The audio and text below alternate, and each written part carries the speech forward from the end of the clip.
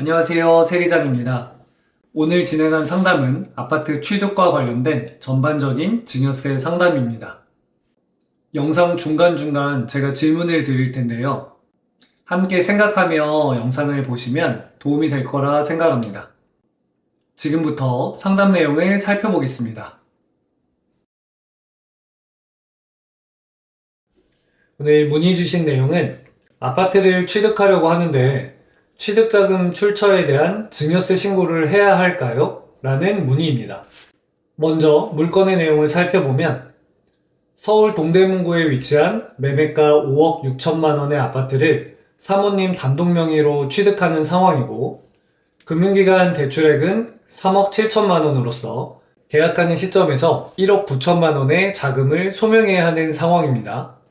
자금의 원천을 파악하기 위해서 사장님과 사모님께 여쭤본 결과 사모님의 경우는 근로소득자로서 최근 10년간 연평균 소득신고액은 2천만 원 정도이고 특이사항은 자녀 두 분이 있으셔서 1년 정도 휴직한 사실이 있으십니다.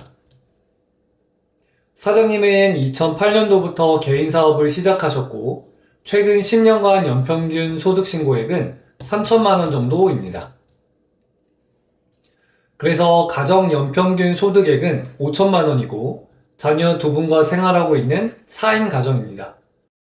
거주 방식과 고정 지출액 등 여러 가지 상황을 고려해 봤을 때 10년간 누적 소득액 5억 원의 10%인 5천만 원을 적정 보유재산이라고 판단했습니다. 그래서 5천만 원을 초과하는 1억 4천만 원에 대한 자금 소명이 필요하다고 생각됩니다. 이 판단을 토대로 실질적인 자금 흐름을 여쭤봤습니다. 매매 대금으로 필요한 1억 9천만 원은 사장님이 사모님에게 1억 원을 증여하고 사모님은 증여받은 1억 원과 본인이 소유하고 있는 9천만 원으로 매매 대금을 지급할 계획이라고 하십니다.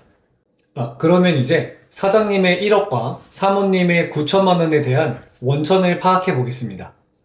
사장님이 증여하신 1억 원의 출처는 20년 4월에 어머니로부터 2,500만 원을 증여받았고 26년 2월에 아버지로부터 8천만 원을 증여받았습니다. 그리고 26년 3월에 배우자인 사모님에게 1억 원을 증여합니다. 사모님의 경우는 22년 7월에 어머니로부터 3천만 원을 증여받았습니다.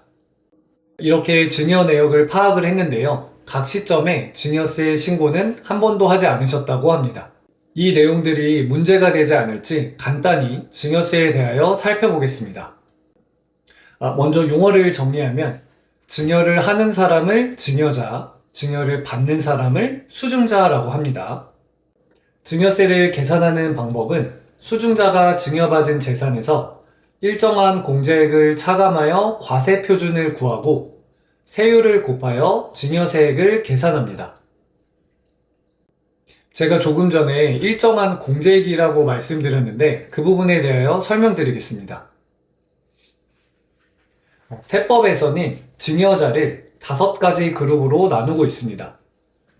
배우자, 직계존속, 직계비속, 기타 친족, 그 외 이렇게 나누어진 그룹별로 10년간 증여액을 합하여 증여재산가액을 구하고 증여재산 공제액을 차감하여 과세표준을 도출해냅니다.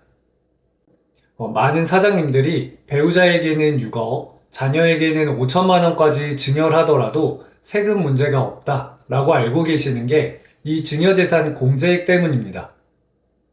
그 공제액을 살펴보면 수증자, 즉 받는 사람 기준으로 10년 동안 배우자로부터는 6억까지, 직계존속과 직계비속으로부터는 5천만 원까지, 기타 친족으로부터는 1천만 원까지 받아도 세금이 없습니다.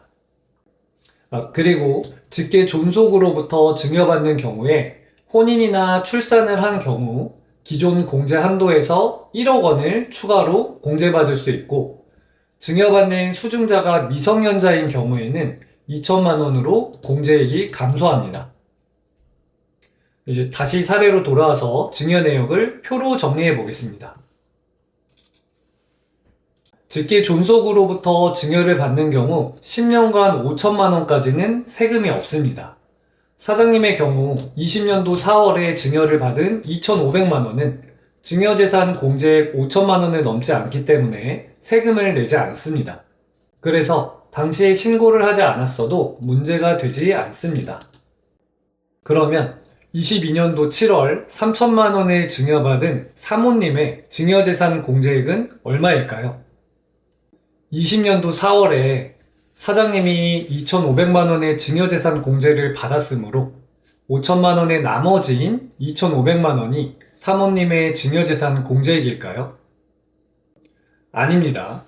이 증여재산 공제액은 수증자 기준이라고 말씀드렸어요. 사모님 입장에서는 사모님의 직계 존속인 어머니로부터 처음 증여를 받는 것이기 때문에 증여재산 공제액은 5천만 원이 적용되는 것이 맞습니다. 따라서 사모님의 경우에도 22년도 7월 증여받은 3천만 원이 증여재산 공제액 5천만 원을 넘지 않기 때문에 세금을 내지 않습니다.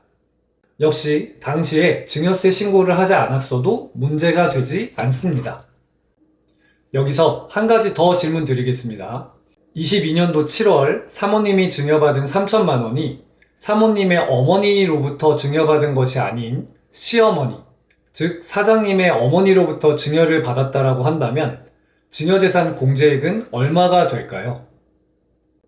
시어머니는 20년도 4월에 아들에게 이미 2,500만 원을 증여하였으니 공제 한도인 5천만 원의 나머지 금액인 2,500만 원이 22년도 7월에 며느리에게 증여할 때 공제받을 수 있는 금액일까요? 아닙니다. 이 표에 나와 있는 증여재산 공제액은 다시 한번 말씀드리지만 수증자 기준의 표입니다. 사모님 기준에서 시어머니는 기타 친족이기 때문에 증여재산 공제액은 1,000만 원이 적용됩니다.